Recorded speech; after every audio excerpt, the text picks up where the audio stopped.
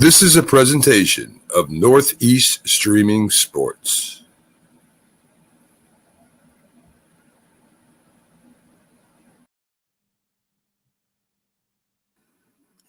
Good morning. You're listening to the Mac and Jack Sports Show on Northeast Streaming Sports.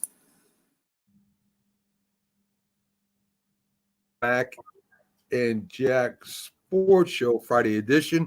So you start your weekend off, going to get your sports going here on Northeast Streaming Sports. Today we'll have Byron Williams, our NFL analyst, and Keith Angle. And from now on, the Mac and Jack Sports Show will be 1 hour on every Friday.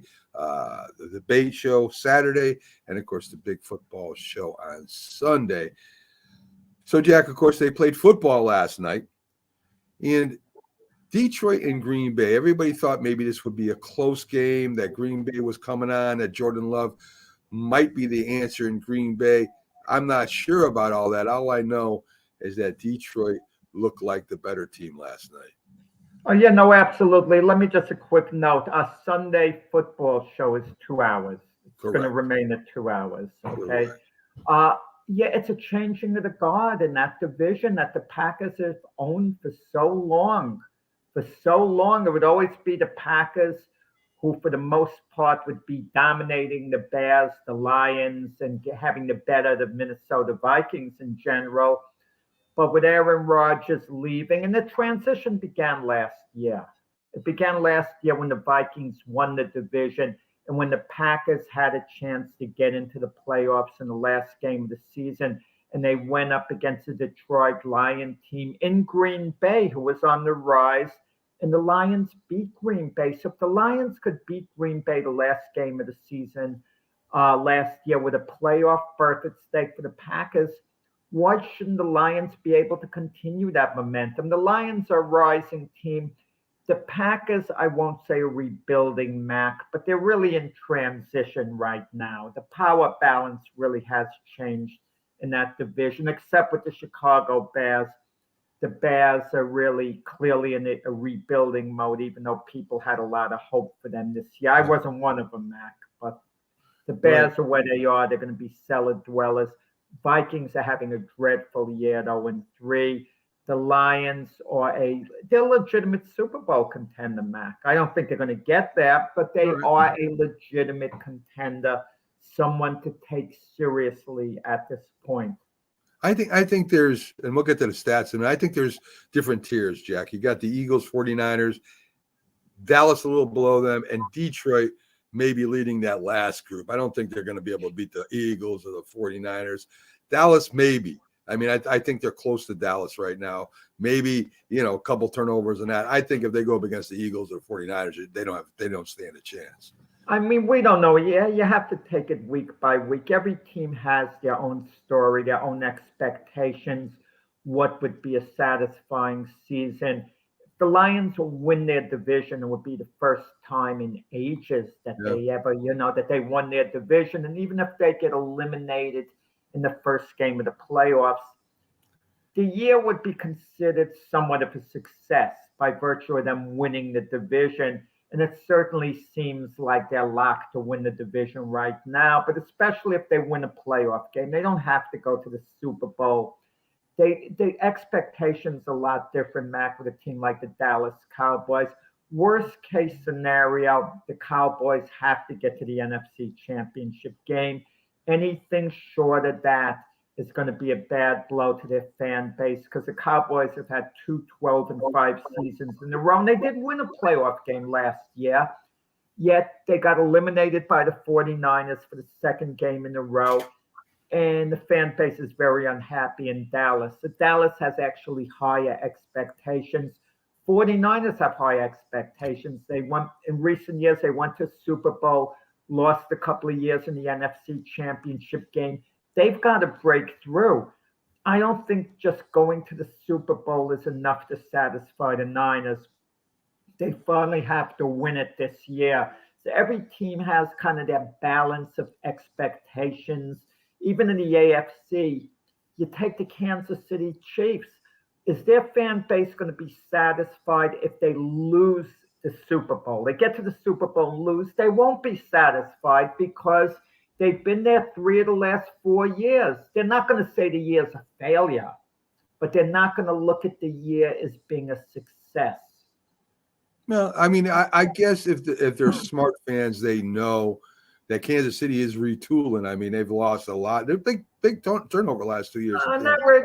You think they're retooling, Mac? I think so with the young wide receivers, Jack.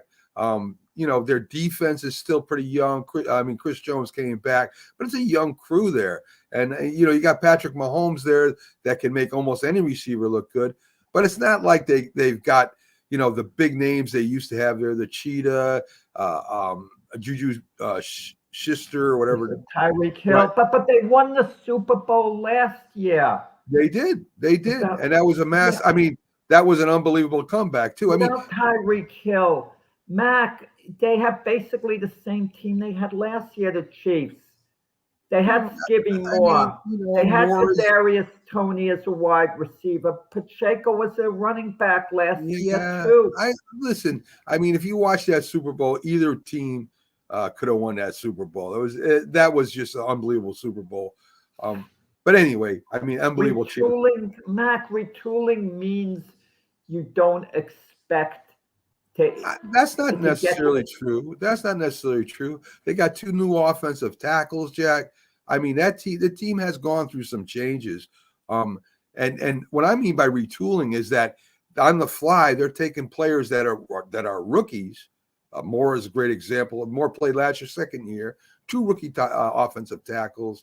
They're a young team still, not counting Kelsey and Mahomes. So that's what I consider retooling. They're not rebuilding, no, but I think they're retooling. The Chiefs now America's team because of this Taylor Swift, Kelsey stuff. I'm telling you, I mean, I don't know. A lot of people. I mean, my daughter now is a Kansas City Chief fan. If you want to count, the people that didn't watch football before, yeah, okay, but America's team is still the Dallas Cowboys as far as football fans go. So love them or hate them. That's the team. That's their. Is that you kind of wonder, is that a myth? The Cowboys, America's team, all the glamour. You wonder if the media push that. Whenever we see an NFL game, we always look at the owner's box and there's Jerry Jones, okay, with Stephen Jones in the owner's box. I mean, they show some other owners periodically. When do we ever see Woody Allen not Woody Allen, Woody Johnson. I don't think people would like Woody Allen. The Jets have been a bit comical at times.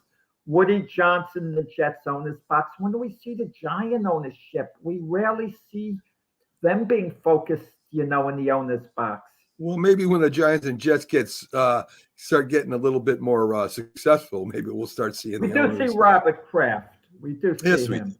Yes, we do. Good morning, Rick. How you doing this morning? Glad to have you on board. So getting back to Detroit, Goff had a decent game, not one of his better ones. 19 for 28, 200, I think it's 18 yards, 1 TD. David Montgomery had a big rushing day for him. He picked up 121 yards, had 3 touchdowns. Jordan Love, good statistical day, I guess. 23 second half, he got better. 1 TD pass and 1 TD rushing. So Detroit jumped out fast, and as you said, first half, and they kind of cruised to the end there. So Detroit, as you said, I still don't count. I don't count Minnesota out yet, Jack. I think they got a good enough offense to they got to just start winning. I mean, they got to start winning. Their defense has a lot of problems, but they sure heck can score with anybody. So I don't count Minnesota out yet. I still think they'll be there in the end, and we'll see if Detroit. I count Minnesota out.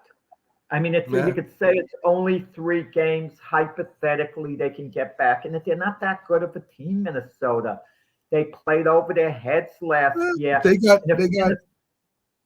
got statistically, Jack. They got the best quarterback in the league. They got the best wide receiver. Whoa. Statistically, you're saying is you have the nerve to identify Kirk Cousins as the best quarterback in the league. Statistically, what? I don't know what the statistics are. Has he dumped off a lot of 4-yard passes? Well, I mean, statistically, Jefferson statistically is the best wide receiver. He's on the Vikings. He's the best receiver statistically in the league. So whatever that means, to me, receiver, Justin the most Jefferson. important statistic, in the end, of course, Jack, is the W's and the L's. That's the only statistic that I worry about if I was a coach in the league. Let's get to the MLB, the Major League Baseball playoff picture. If the season ended today, you would have the number 6 Houston Astros at the Twins, the number 5 Toronto Blue Jays at the Tampa Bay Rays. The Orioles and Texas would have the byes. In the National League, the Marlins, number 6 would be at Milwaukee, Arizona, number 5 at Philly, number 4 Atlanta, and the Dodgers with byes. So they're teams that have finally clinched, and this is just for playoffs, Jack, is of course, Atlanta Braves, the Brewers, the Dodgers, Baltimore, Philly, Tampa Bay, and Minnesota. So Philly does get the first wild card, Jack. I don't know if there's still wild card implications left in the American League. It looks like the Rangers up a couple of games, and we're going into the weekend, 3 games left to play. It looks like the Rangers are going to win their division, and Toronto looks like they look like a lock, basically. It's not over yet. If they get swept this weekend, Toronto could get bumped out of the playoffs. It's not likely to happen.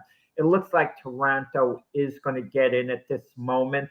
And the team that's on the outside looking in right now are the Seattle Mariners. They're 1 game behind the Houston Astros. They beat them yesterday. They kept their hopes alive. But we're going to see that final spot. Can Seattle get in? Can Houston, the defending champions, can they get from the playoffs? They're barely hanging on right now in the American League. In the National League, the Marlins like a half game ahead of the Cubs. The Marlins really got jerked around coming to New York. What's done to them, seems to be unfair. They have plenty of reasons to complain. The Yankees are playing at home there, and their field is in shape to play. But at Citi Field, the Mets didn't get the field in shape to play, and they had to cancel a game. And as a result, the Marlins had to play a doubleheader. And when you're battling for a playoff spot the last week of the season, you do not want to play doubleheaders. That's really bad. Steve Cohen, the Mets owner, apologized to the Marlins over the Mets' inability to get the field ready. And last night, the umpires suspend the game in the last of the ninth with the Cubs up 2-1 because it's raining. You have an over 3-hour rain delay. Do you know how inconvenient that is for all the players and everybody to wait around? And then they find the game suspended, meaning if there are playoff implications after Sunday, the Marlins have to fly back to New York just to finish that game in the last of the ninth, in which they're up 2-1 right now. But the Cubs have seemed to falter there. Yeah, it looks like the Phillies have clinched. It looks like Arizona is going to be in. So it looks at this moment like it's going to come down to between the Marlins and the Phillies, and the Marlins have the Marlins and the Cubs, and the Marlins have that little edge at the moment. They have the tiebreaker, too, as I mentioned. So we were talking a minute ago about Kirk Cousins and quarterbacks, and Rick wants to know, Jack, when are they going to bench Wilson? Good question. Public pressure does play a part in it. It weighs on you day after day after day. But who are they going to bench him for? Trevor Siemian. Don't cheer for Trevor Siemian. He's had starting jobs. He was a first-round draft choice by Denver. He's failed to cut it. He couldn't even win the Bengal backup job. He'd be playing for Cincinnati right now if he showed a little more. Trevor Siemian's mediocre. Zach Wilson's actually better than Trevor Siemian, I feel. A little more talented. Neither guy's accomplished much. Let's be clear about that. Trevor Siemian's not the answer. If the Jets sat Wilson down, they'd be playing Tim Boyle, who's a career backup who's not a viable option. The Jets, for the next couple of weeks, have to stay with Zach Wilson. The problem is it's a home game against Kansas City.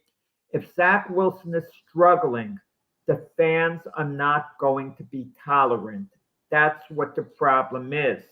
But you've got to let Zach Wilson grow up. Maybe Zach Wilson's never going to be a good quarterback. He's shaky. He has his bad moments. He makes mistakes, but he also makes some big plays with his legs down the field. But you've got to let him play the role of a quarterback. I don't want to hear about this pound and ground game.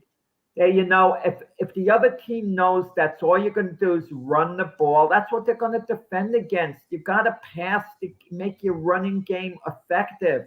And what was it just running game last week? Brees Hall had a dreadful game. A dozen yards on 8 carries.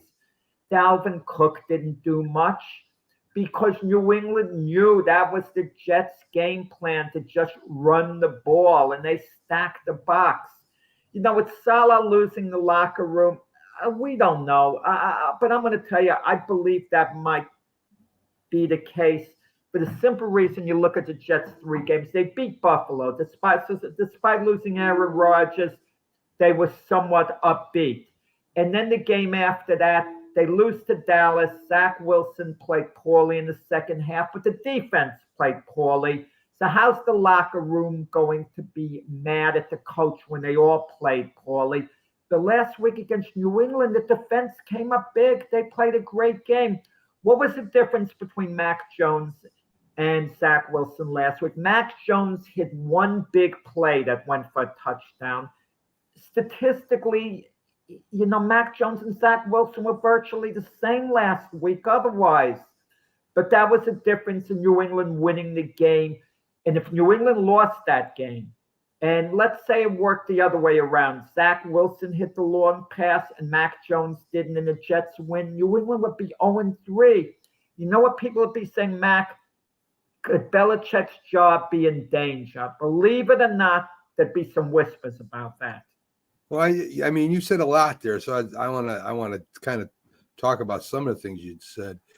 First of all, the Jets didn't even truly try to run the ball against New England. I mean, as you said, they wrote it maybe 13, 14 times. You got to have some kind of balance, Jack. You can't just ask Zach Wilson to go back and pass and try to move that team. He can't. He just can't do it right now. That's your attitude, Mac. He's never going to don't play him at all. Get rid of him. You just think he can't? Let's find out whether he can. He can't. I'm telling you, he can't do it. He cannot win that game by himself. And he's not going to win a game. Win it by yourself. Well, then they should have stuck with the run and kept pounding, at least pound him a little bit, Jack. Loosen him up a little bit. Don't just go back and try to throw the ball every play. You're not going to win with Zach Wilson that way. He's no Aaron Rodgers. He's not a very good quarterback right now, Jack. I don't know if he ever will be. His confidence when he's do you watch him in when he's dropping back or when he's in the huddle? I mean, he got players on the sideline coming over here telling him what to do. You're the boss. First of all, as a quarterback, no running back's going to come over and start yelling at me. You sit the hell down, and when I get you in the huddle, you're going to run the routes I say. We're going to go with the plays I say. If I don't throw it to you, I guess you're not getting open. So don't come telling me what to do as a quarterback on a team. He's not a leader, Jack. Can you imagine somebody going over the sideline and start yelling at Aaron Rodgers on what to do? No one's comparing him to Aaron Rodgers. Okay, what I'm saying, Jack, let me finish. So what I'm saying right now, first of all, the Jets are not the 85 Bears. They're not the Baltimore Ravens of 2001. Their defense is not dominant. They're very good. They're not dominant. They're not good enough to win the game by themselves. They're not. I don't want to hear that anymore. The Jets have a very good young defense. They've got to mix it up on offense. And from these other nuts that are on these sports shows say, so what if he throws 8 interceptions? Are you out of your mind? Are you crazy? That's not how you play football. You don't say, well, go out there and just throw the ball around. No, that's not what Zach Wilson can do right now. Maybe one day he can. He can't right now, Jack. He's too used to being a second string quarterback. I think he likes being a second string quarterback because the pressure gets to him. And he has no confidence when he goes out there and he breaks that huddle. And I don't know what the answer is, Jack. Maybe it is the backup quarterback. He's not ready yet. Matt, the next 2 weeks are revealing. It's make or break for Zach Wilson. And when I say make, I don't mean make long term, but it could break him permanently as far as being a member of the New York Jets. He plays the Chiefs Sunday night. That's a national audience. That's the only game that's going on. He plays the Super Bowl winning Kansas City Chiefs. And because of this Taylor Swift stuff going on, there's going to be an even larger audience watching. If Zach Wilson should play a good game, even in defeat, he continues on the following week as quarterback, and they play the Denver Broncos. You lose to the Denver Broncos, even though the game's in Denver, and he plays poorly against Denver, he's probably out. But there might be a coaching change. You never know. I consider this, Mac. Last year, Russell Wilson comes over from Seattle, Hall of Fame quarterback, to the Denver Broncos. He was awful. He was as bad for Denver as Zach Wilson has been for the Jets. In that category last year, he was dreadful. Who was his head coach? Paul Hackett. Right. The offensive coordinator for the Jets right now, who's calling the plays for Zach Wilson, basically in charge of them. Maybe, just maybe, it's the coaching that could be contributing to this. Wait a minute. All the Jet fans were happy that Hackett was the offensive coordinator. Oh, Hackett's a great offensive. Because he's Aaron Rodgers guy. Rodgers is one that calls the shots. Jack, he's there to run the offense, not Aaron Rodgers. Aaron Rodgers don't need Hackett. Aaron Rodgers can run the offense by himself. What Hackett should have done was work with Zach Wilson then. Right? I mean, I don't understand. But Hackett, this is a memorandum also on Paul Hackett. Paul Hackett's got to straighten this. Now, some of his game calling, some of his plays he ran was somewhat creative, his game calling in action. But the point is, the whole game plan is protect Zach Wilson, see he doesn't make a mistake, rely on our defense. In other words, there's nothing positive that they're giving Zach Wilson. Show confidence in Zach Wilson that he can make some plays. Yeah, run the friggin' ball. Run the ball. That's my answer. Run the ball. And then use Zach Wilson to play action. Maybe he'll have some time when he plays the Chiefs, if they're worried about the run a little bit. You got two good running backs. You got an offensive line that cannot block versus the pass, and you got two good running backs. Well, that's part of the problem, too. Right. Consider that, the pass blocking. So you're going to put Zach Wilson's back there in the empty backfield and expect him to turn the game around when you can't even block anybody? You've got to, Jack, use what you got. You guys don't have a good offensive line. So you gotta run the ball. And then at least try to run the ball. At least give them something to think about. Do not let the Chiefs tee off, especially with their defensive coordinator there in Kansas City. Do not let him tee off on you, because Zach Wilson is going to get sacked a lot of times. Mac, the fans and the media, that's a large part of the problem here too. Right now, the Jets don't have an alternative. Trevor Siemian is not an answer. Give me a break. Trevor Siemian is not a good quarterback. Jack, don't tell me just to throw anyone in there. Whose fault is that?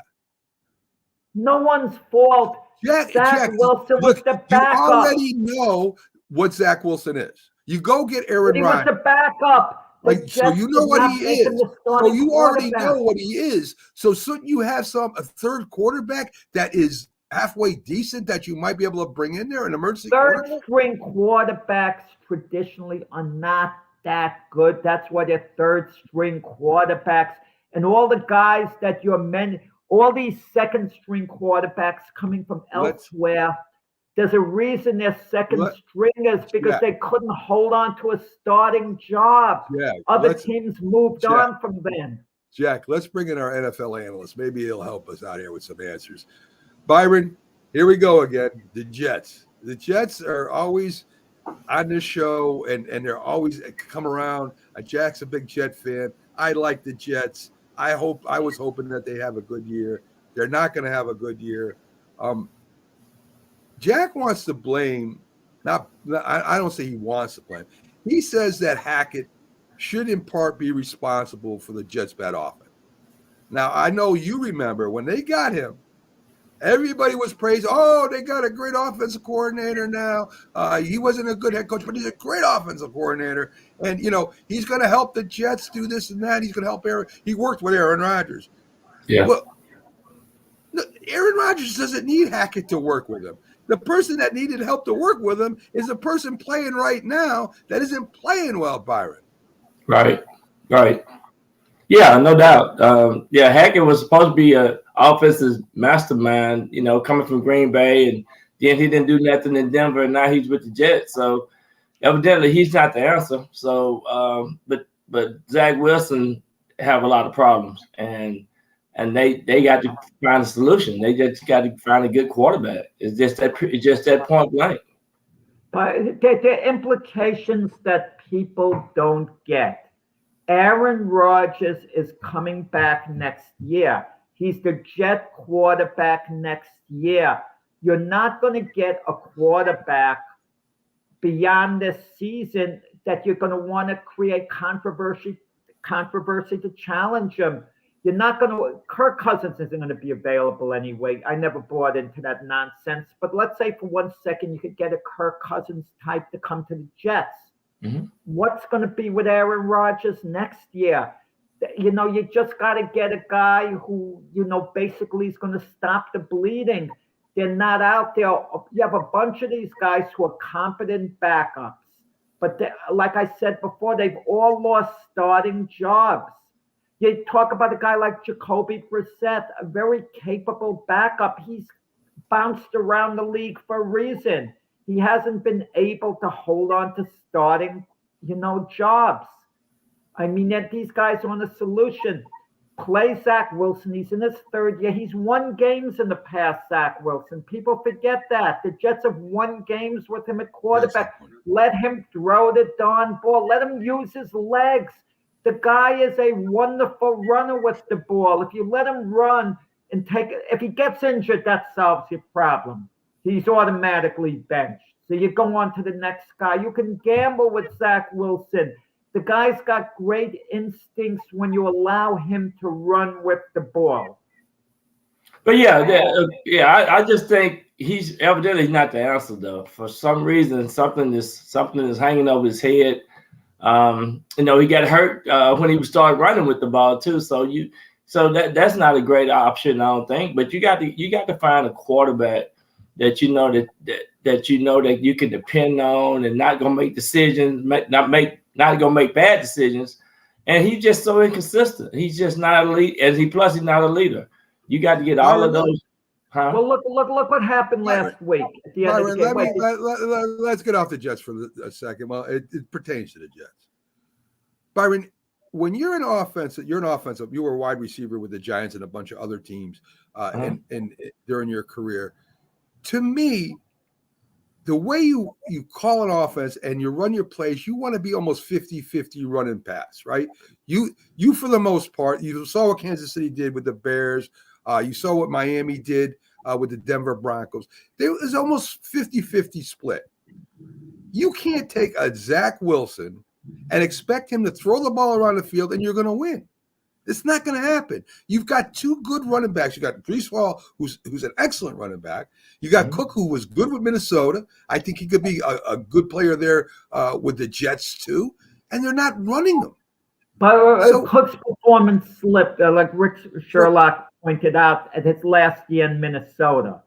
Yeah, because they gave the ball to him all the time, Jack. They're not giving the ball to him all the time. So that also tell me that the offense is something wrong with the offensive philosophy. They're not mass producing using the talent, and they don't know how to insert the guys to use the talent that they have on the team. Something is wrong. So maybe it is the offense coordinator.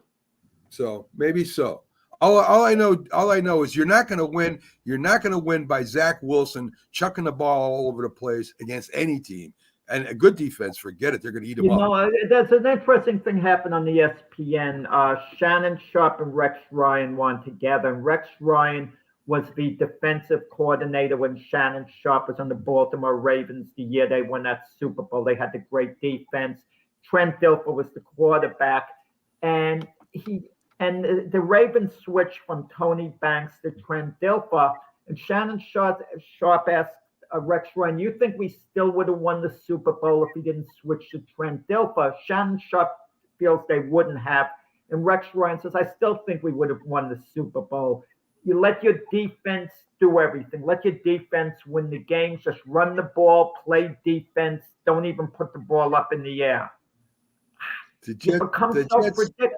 But you maybe said it best, Matt. The Jets maybe don't have the Jets have a very good defense. Maybe it's not a great defense. Maybe it's just very good. It's not dominating. The game against New England, though, you have to give the defense really came up with a nice effort. It's not dominating as the Bears of 85, the Giants of 86. These teams would win the games for you. The Baltimore Ravens of 2000. These teams actually would intercept balls, turnovers. Against Buffalo, game 1. Keep that in mind. Yeah. Allen had a bad game too, and he doesn't look that bad anymore. He had a bad game because of the Jet defense. Yeah, you could say that. I think you could say that. I think he was just throwing the ball all over the place, but that's like you want Zach Wilson to do. Yeah, so let's get back to he threw 3 interceptions that game, I think, too. Yes, he did. So, Byron, let's get on to the Dolphins dropping 70 on Denver. Now, that hasn't happened in 60 years or 30, something ridiculous anyway. Miami right now, they ran the ball as much, if not more, than they passed the ball. Their defense played well. Right now, Miami, I think, is the best team in the AFC right now. Yeah, no doubt. I mean, 10 touchdowns in the game, that's unheard of. So, yeah, they had fun playing that game. And, it really revealed to me that Denver got a lot of problems still. So it's not the coach. It's a lot of other things as well. It could be Russell Wilson, and it's a lot of problems that's going on in Denver. But, I think right now they playing with confidence. Waddle didn't even play in that game. So, just think they're going to add him back into the equation this week when they go up to Buffalo. So it's going to be a sight to see how Buffalo can play against the Miami Dolphins to see what's going to happen. But, man, it was a sight to see that. I mean, I couldn't even believe my eyes when I saw 70 points. Yeah. Russell Wilson didn't play that badly, actually, but 70 points, like you said, it just seemed, from what I could see, the clips, Denver was either poorly coached by Sean Payton that game, or they kind of lacked a certain desire. But, a team shouldn't be quitting on a coach that early in the year to allow 70 points. And the personnel, maybe, it's not that good. But last year when they were struggling, Denver's defense really wasn't that bad. Right. That's the ironic part about it. Yeah, exactly. And, Denver ain't never had a real bad defense, but, man, they didn't show up last week. Yeah. The Chiefs kind of embarrassed. For those of you who don't know, the Chiefs actually played on Sunday. I know all of you were watching, Taylor Swift, but the Chiefs did beat the Bears pretty convincingly. The Bears are playing the Broncos. You got Justin Fields, who they're still trying to make him a pocket quarterback. I don't get it. Going up against the Denver Broncos. Maybe the Broncos going to win this week. Well, hopefully Chicago just watched the film last week and see what Miami was doing and let Justin Fields just run the ball and play his game like he played last year. And I think they might be very competitive. Maybe because these teams are both 0-3, and this might be a good chance for Chicago to get back on the winning track. Because they've just been in the media last week. But, if you look at the paper, look at the teams on paper, look like Denver might go ahead and beat Chicago because of all the problems that they have. But I think too, since Chicago's at home, maybe they can win a game. So there's more turmoil in Chicago than Denver. Even if Denver loses, Sean Payton's there. no pressure for him to be fired. There's no talk of that. They know Sean Payton's the guy. He's going to fix the program, even if they have a terrible year this year. Denver fans have they can't complain about it. But in Chicago, supposedly there's friction between the GM, the coach, the quarterback, the ownership. It's messy in Chicago right now. The only thing messy in Denver was the 70 points. They'll get over that and play better. But in Chicago, it's a big, big mess. And if they lose to a Denver Bronco team that gave up 70 points the week before, if Justin Fields struggles against that defense, wow. Let me ask you this. Is it going to be ugly in Chicago? Or is it going to be ugly in New York if Zach Wilson struggles again? That's a good question. Yeah, I think it probably be in both situations, both case scenarios. I think, it's all about winning in the NFL anyway. So I think, you got to find players that are going to come in and be productive. And I think it'll be ugly in both of those situations. Well, we know that. Where's it going to be uglier, Byron? We know it's going to be ugly. Jack wants to Well, it's going to be ugly in New York for sure. Jack wants to continually talk about the Jets on this show. I'm trying to get away from that. You mentioned Miami dropping 70 on Denver. They're playing Buffalo, as we were saying. Is Miami's offense built for cold weather? Because that's going to be the question by the end of the season, Byron, right? I mean, they're a fast team. Right. Buffalo plays in cold weather. New England plays in cold weather. And some of the teams they'll be playing at the end of the year play in cold weather. Is Miami going to start losing when the weather changes up here even more so, and they got to start playing in cold weather? I don't too much think now this day and time. Most players have played in cold weather, so I just think it's the preparation of how coaches prepare their teams. So I don't think that cold weather will be a factor. I just think you go out there and just try to play a good error-free football game, and I don't think cold weather would probably matter with the Miami Dolphins. I really don't think so. I think I'm going to disagree with you here, Byron, because Tua played in Alabama. He played in Hawaii, right? So, I mean, he's never really he was hurt last year. He's never really gone in cold weather in November and December up north and played against guys that are used to the cold weather. I mean, Waddle played in Kansas City. It's pretty moderate out there. But when that snow starts coming and that cold, raw rain starts hitting you in the face, things start getting slippery. You mean Tyreek Hill played in Kansas City, not Jalen Waddle. Right. So when that starts happening, the footing gets a little worse.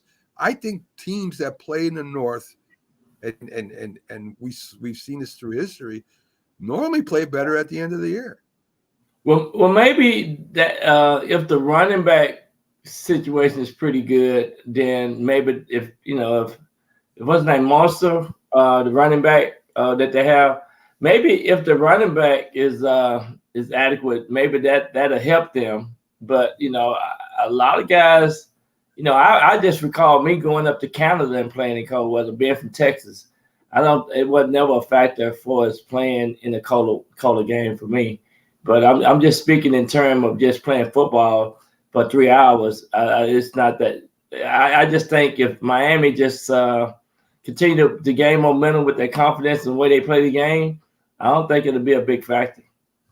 But going to Buffalo and going to Chicago in cold weather when you got the wind and it's really cold. Now that's a different case scenario. You might be right. Guys, it's the beginning of October. I didn't look at the weather report in Buffalo. How cold can it be? What's it going to be, like 58 degrees? It's raining. I think it's raining up that way now, though. It's But they're not playing today. I know, but I'm saying. No, Jack. I'm saying once it gets to November and December, when this is the first time they match up, they're going to play again. But they're not going to Buffalo again. They're not going to Buffalo again, Miami. But they're going to New England. They're going to New England. They're going to New England. They go maybe to the Jets. I mean, this is what I'm talking about, where the winds are howling in MetLife. Byron, let's talk a little bit about the hobbling quarterbacks. Right now, Joe Burrow is playing, but he's He's not practicing a lot. They're going to try and keep him as healthy as they can, for the game time when he plays. But he's not the same Joe Burrows in the pocket as he was when he's healthy. You got Carr got knocked out of the game. He's probably not playing this week. Right. They made a big deal out of the Green Bay comeback, but that was after Carr got taken out of the game. And of course, Jimmy G again, he's hurt again. Same thing every year with this guy. He always gets hurt. So what do you think? What do you think the Raiders, of course, New Orleans, we'll see what Jameson Winston can do. And then in the Las Vegas Raiders, I was talking to Jack before. I don't even know who their backup quarterback is. I forgot to look myself. I don't really remember who's with the Raiders right now, the backup quarterback. But I think Jimmy G, he's not doing too well with the Raiders. I mean, the offense not too good. They're real predictable, I think, too. And so they're trying to force the ball to Adams a lot. So I just think they don't spread the ball around enough. And the offense is so predictable. So I just think that they have a lot of problems. And they have problems, just generally with Josh McDaniels, the coach. He gets along with Mark Davis, the owner, reportedly, so his job is safe. But there's a lot of discontent. Jimmy G's situation's unique. I know I talk about quarterbacks who've lost jobs elsewhere, but it hasn't been his fault. Obviously, he's not going to be starting for New England, so they're Tom Brady, so they moved on from him. And then at San Francisco, he came one pass away from winning a Super Bowl. Imagine that if he was Super Bowl MVP. And he performed well. All in all, he performed well for the Niners. I won't say he really lost the job over there, but they decided to go in another direction, not because Jimmy G failed. And now with with the Raiders, he's staying healthy. That's the big thing with Jimmy G. Something about Jimmy G, he seems to be too much of a happy-go-lucky quarterback. Something about he's like pleased all the time. Like, if I can play, great. If I can't, I'll wait till I'm ready to play. And Joe Burrow, you mentioned, he's been hurt. And a lot of people feel he shouldn't be playing, but Joe Burrow doesn't want the Bengals to fall too far behind. They lost their first 2 games. They won last week. Their schedule is not hard these next few weeks. So they could be right back in the mix, and he feels it's important for the big picture to be in. Yeah, and another thing with sometimes when you get quarterback problems and some of your players on your team, for example, Devontae Adams, they've talking about trading him maybe to the Baltimore Ravens or somebody, So when teams are having problems, why would you want to trade somebody you want to build your team around? But that's because they're losing, and they don't have answers in Vegas. So that's another thing too that happens when you start losing and players getting injured. Byron, the Eagles easily right now, I think, have the best running game in football.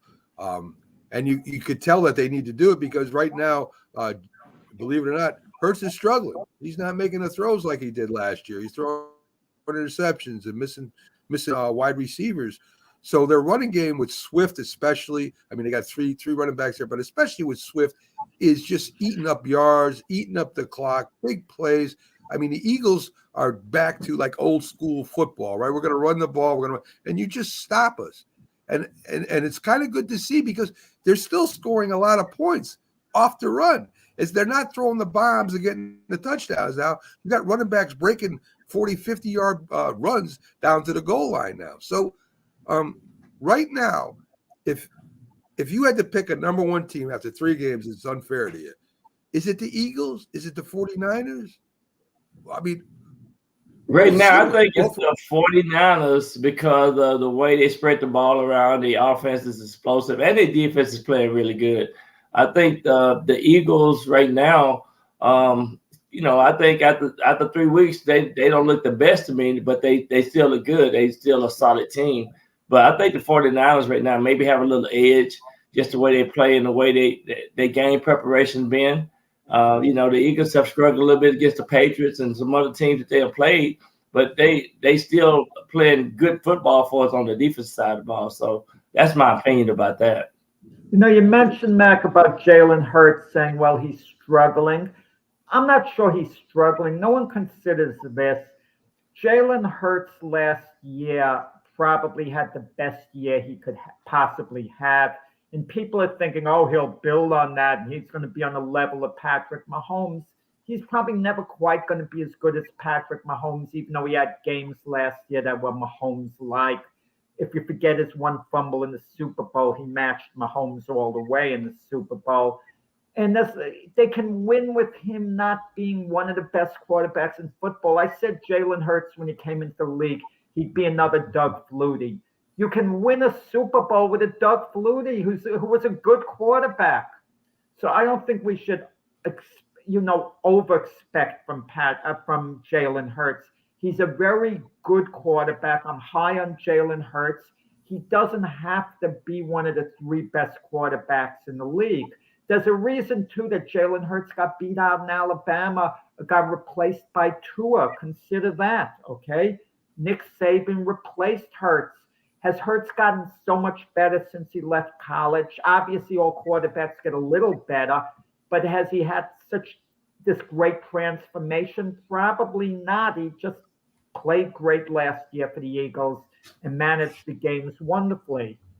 But there's always room for growth and maturity. So now that you see that he have that, I mean, he done worked on some of his arm strength. It's how he passed the ball, his philosophy of the ball. So you can see that improvement in Jalen Hurts as well.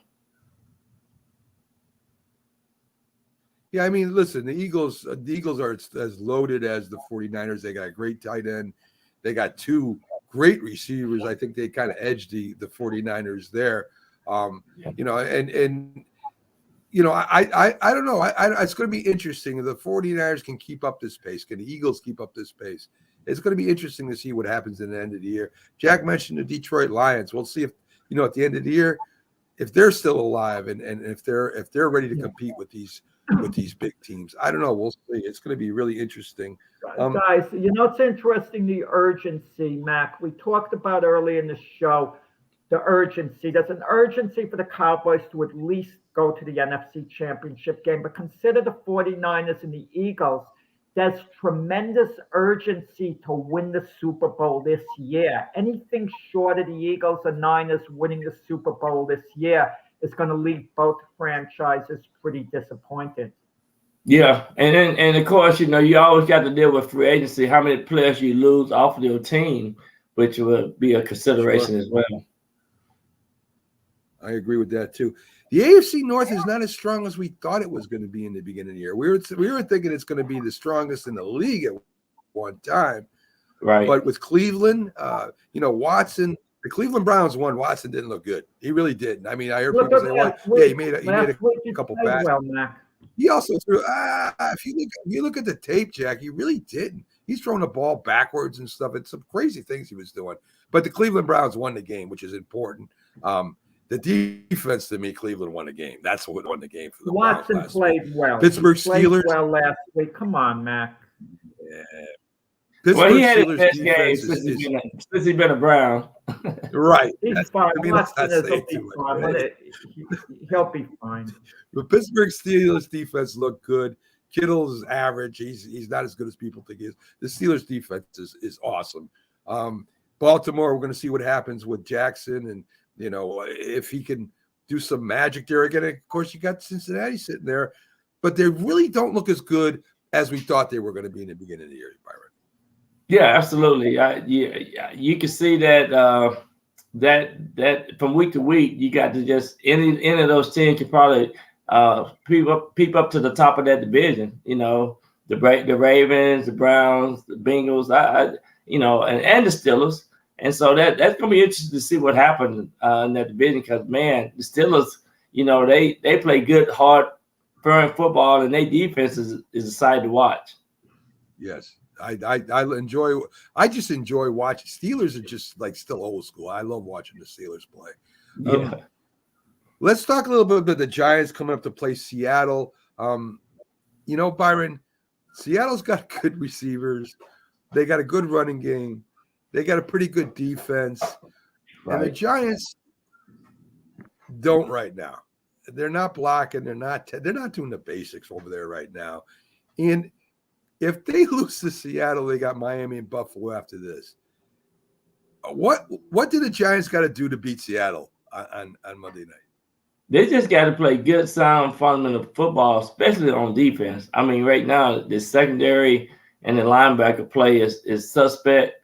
They offense, they need to spread the ball around. Daniel Jones need to, just need to use the talent. I mean, they need to come up with some type of game plan that would be very competitive, and especially at home. You got to be a team that wins games at home.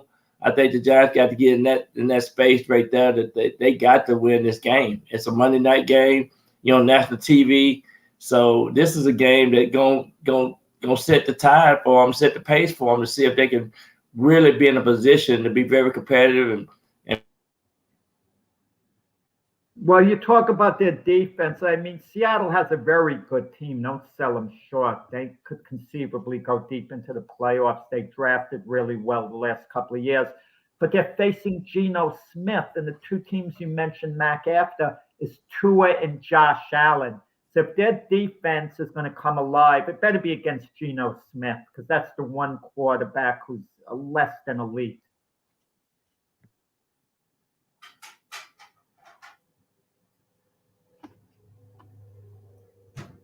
I guess you guys are trying to absorb that, whether he really is elite. I guess so. I mean, really, I think Geno's a good game manager. You want to know something with Pete Carroll, the Seahawks coach?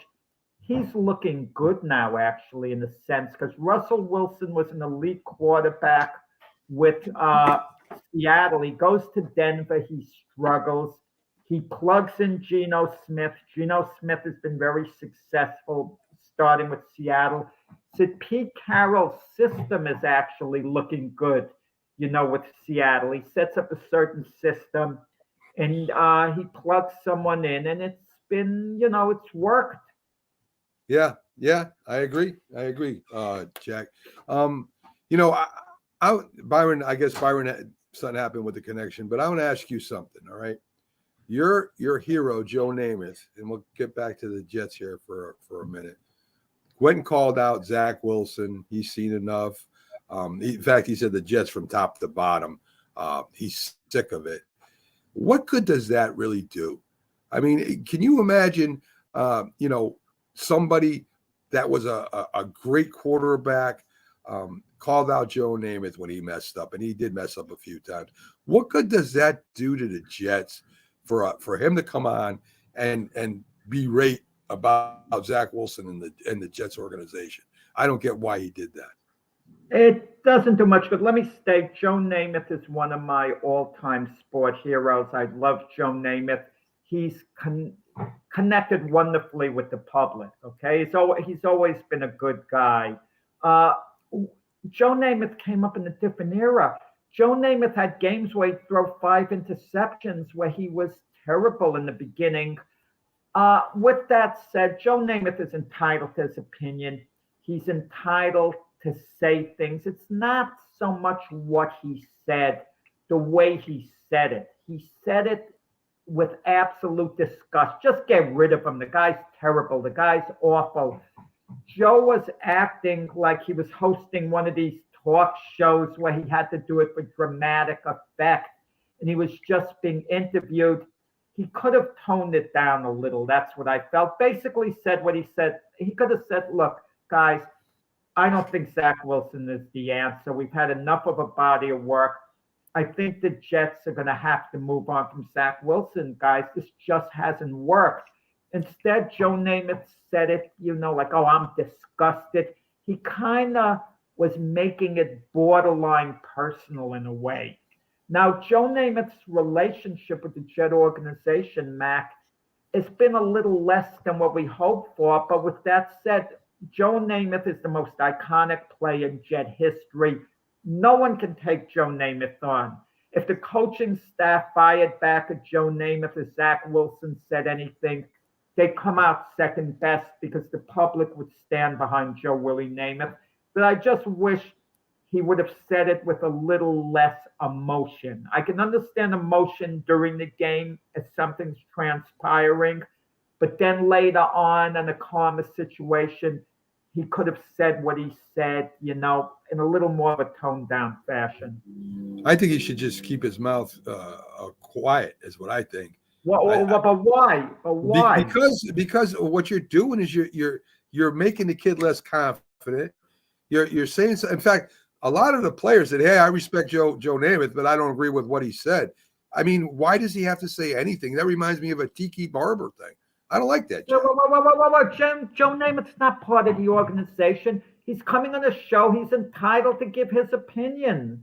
There's nothing wrong. He should give his opinion. It's how you give your opinion at times. But he certainly should be allowed to give his opinion. You want him not to do any interviews. Anybody can give their opinion. This is his former team. I mean, they're trying to put it together.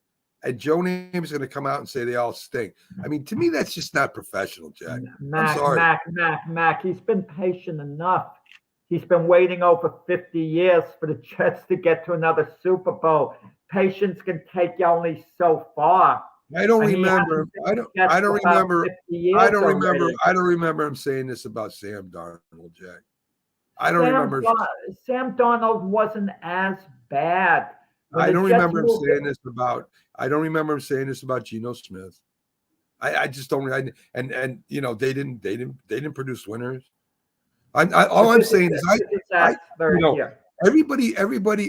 everyone, and not that I, what I think about Zach Wilson.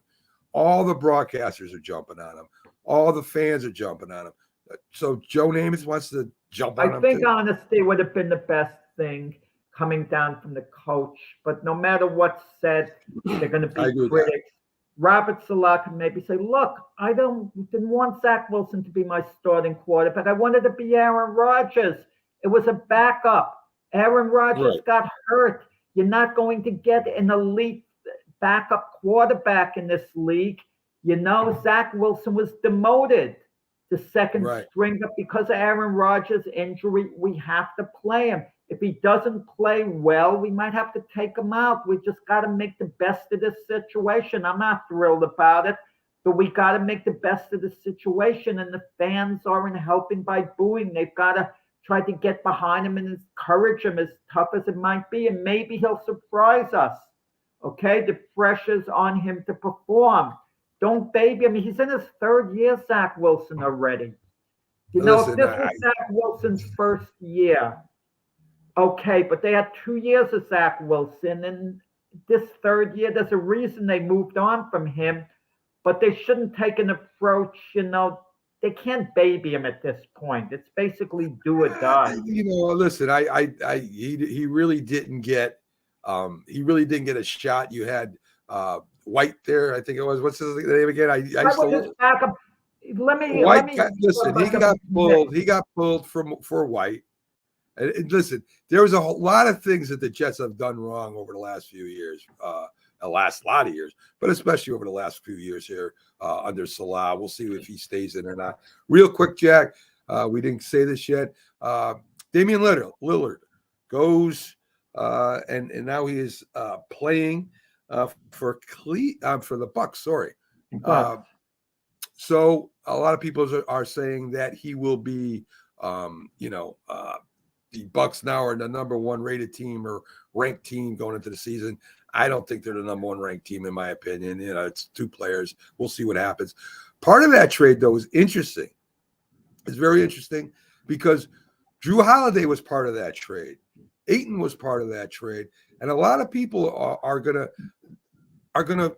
benefit from this trade. Win-win-win. I think the three-way team make it very quickly between Phoenix. They wanted to get rid of Ayton. He had a big contract, was a little lazy. The Bucks get a star, Damian Lillard. They lose Drew Holiday, but Damian Lillard pairing him with Giannis. They could maybe keep Giannis in Milwaukee, try to win another title, have the two stars together. And Portland made out well, in that deal themselves. They got a number one draft pick and two swap picks. And the swap picks might be big later on if Milwaukee falters, down the line a few years from now. So it's win-win-win. I agree, Jack. Thanks, folks. Thanks for tuning in. As you see, we're only going an hour every Friday from now on. So when you tune in, just remember that we have Fridays. Keith Engel didn't make it in. I forgot to tell him. That's my fault. I'll let him know for next week. And Byron will try and get on earlier so that we have the same two guests then as we always do. Folks, thanks for tuning in, and we'll see you tomorrow on the Mac and Jack Debate Show with Dr. Paul Semendinger,